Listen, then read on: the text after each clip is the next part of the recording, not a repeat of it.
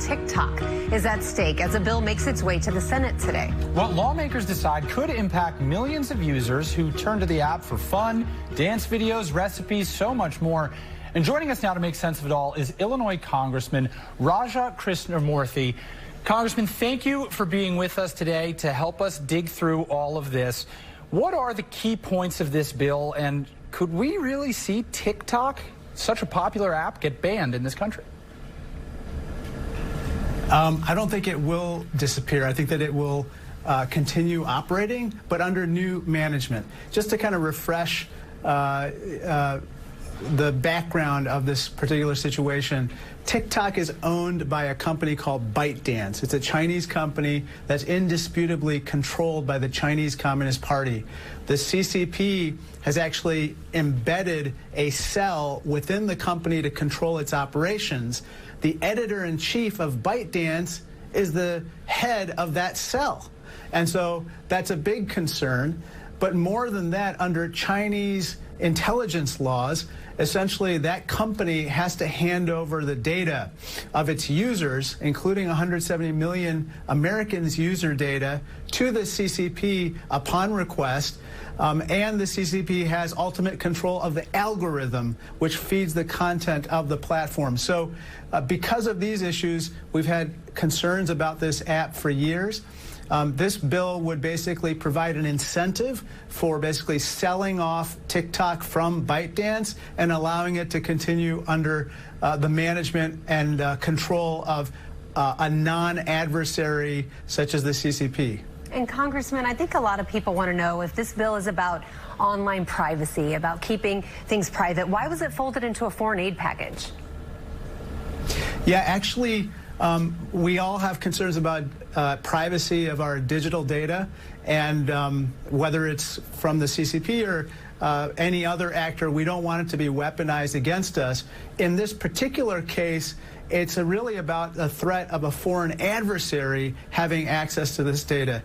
While we need to act upon all of those other threats, even from domestic actors, there's consensus that you can't legislate against Beijing or Tehran or Moscow or any other foreign adversary.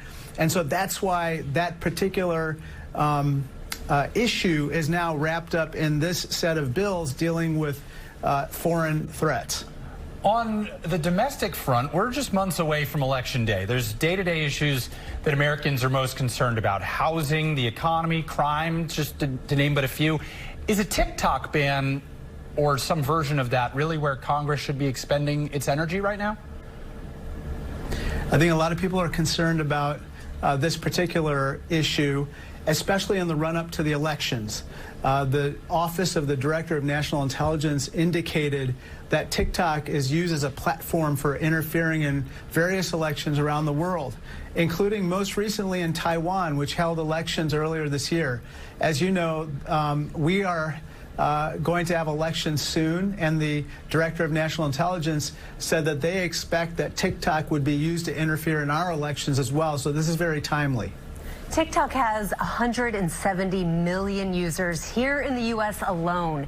A lot of them are small business owners, and a lot of them are content creators. They depend on money from TikTok. What do you say to those people that are really worried, very concerned about their livelihoods at this point?